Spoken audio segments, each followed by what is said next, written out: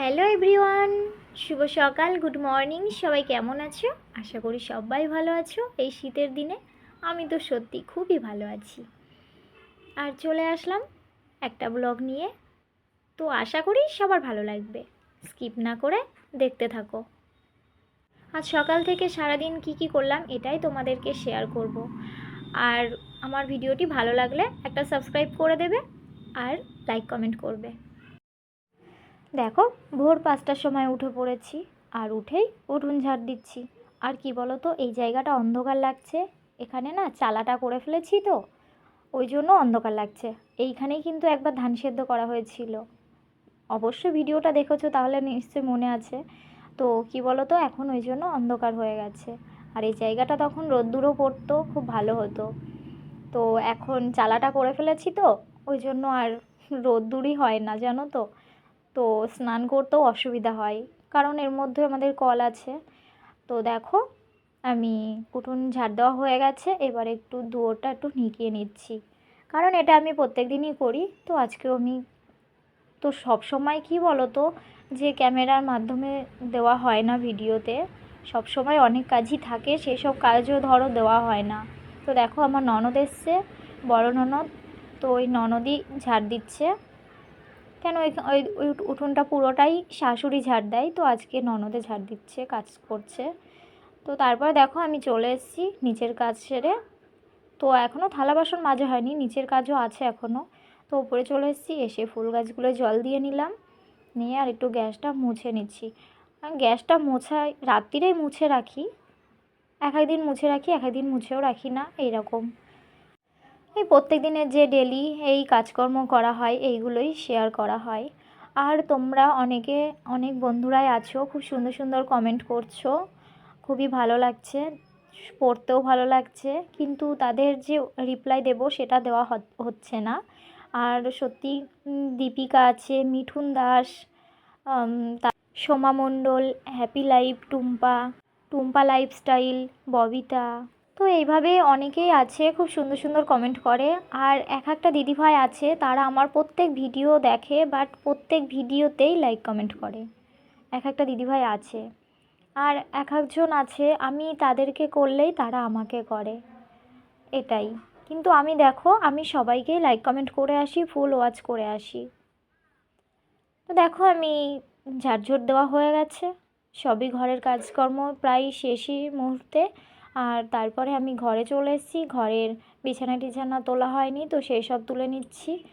আর তারপরে আবার, যেহেতু ছেলের স্কুলও খুলে গেছে, স্কুলেও নিয়ে যেতে হবে, ওই জন্য আবার একটু তাড়াতাড়ি করে উঠতে হয়, কেননা শীতের বেলা হলেও তাড়াতাড়ি করে উঠতে হয়। আর কি বলো তো, সাধারণ মধ্যবিত্ত পরিবারের বউ, আর কি করার আছে বলো, হাউসওয়াইফ।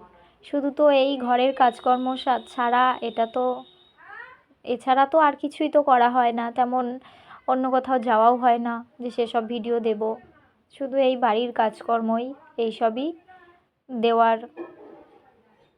কি বলো তো, হতেই পারি আমরা সাধারণ, সবার সাথে মিশি, হাসি মুখে কথা বলি, আবার তাই এই ভেবে যে সস্তা বা দুর্বল নই আমরা।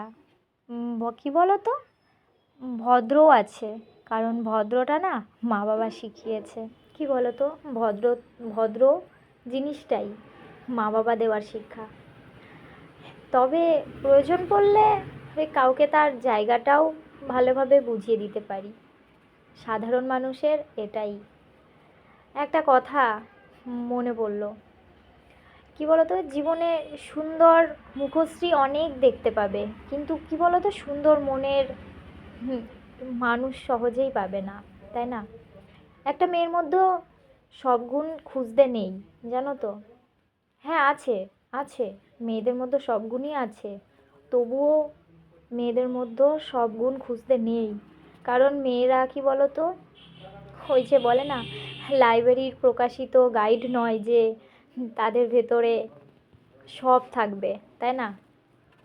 হ্যাঁ, এটা জানি যে মেয়েদের জীবনে ডিকশনারিতে শব্দ দুটো থাকে, কি বলতো, অ্যাডজাস্টমেন্ট আর স্যাক্রিফাইস।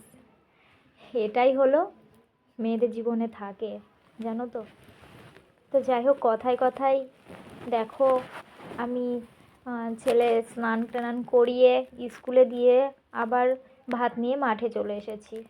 আর এই মাঠে এসেছি কি বলো তো, ওই যে একবার বলেছি আমাদের চাষবাস করে, তো সাধারণ পরিবারের, মধ্যবিত্ত পরিবারের বউ, তো আমাদের চাষবাস করে, মাঠে তো ভাত নিয়ে আসতেই হবে, মাঠের কাজও করতে হবে, তাই না? তো ওই জন্য দেখো আমি মাঠে ভাত নিয়ে চলে এসেছি। আর আমাদের টমেটো লাগিয়েছে, তো দেখো টমেটো প্রায় ধরেই গেছে, সবই ধরে গেছে প্রায়। এখনও পাকার টাইম হয়নি, তাই পাকছে না। খুব শীত, ঠান্ডা তো, ওই জন্য পাকছে না। তো নাবি করে এমনি বসানো হয়েছে। কি বলো তো, সারা মাঠ শুধু সবাই টমেটো গাছ লাগিয়েছে, শুধু সবাই টমেটো আর টমেটো করেছে। জানি না এবারও সেই পেঁয়াজের মতো হবে কি না। আমাদের 170 বস্তা পেঁয়াজ ফেলে দিতে হয়েছে জানো। তো সেটাই ভাবি যে কি দিন চলছে আমাদের। তো জানি না এবার এই টমেটো করেছে, সারা মাঠ শুধু টমেটো ভর্তি। তো আমাদেরও টমেটো করেছে, কি হবে সেটাই ভাবনা। তো দেখতে পাচ্ছ আমাদের টমেটো গাছ দেখালাম। তো দেখো তারপরে আমি একটু চলে যাচ্ছি পাশেই একটা জমিতে। তো একটা কাকা বললো কটা মূলো নিয়ে যেতে।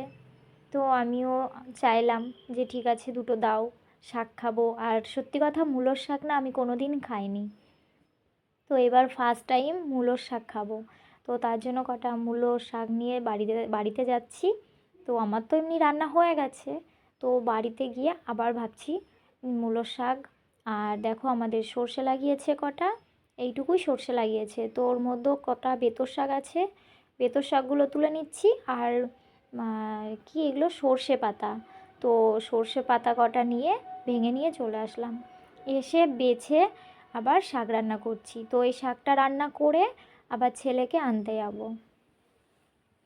তো দেখো আর আমাদের রাস্তার ধারে কারেন্ট লাগাচ্ছে, জানি না এই কারেন্টটা কি হয়েছে, আবার নতুন করে আবার সব লাগাচ্ছে, তো ওটাই দেখছি।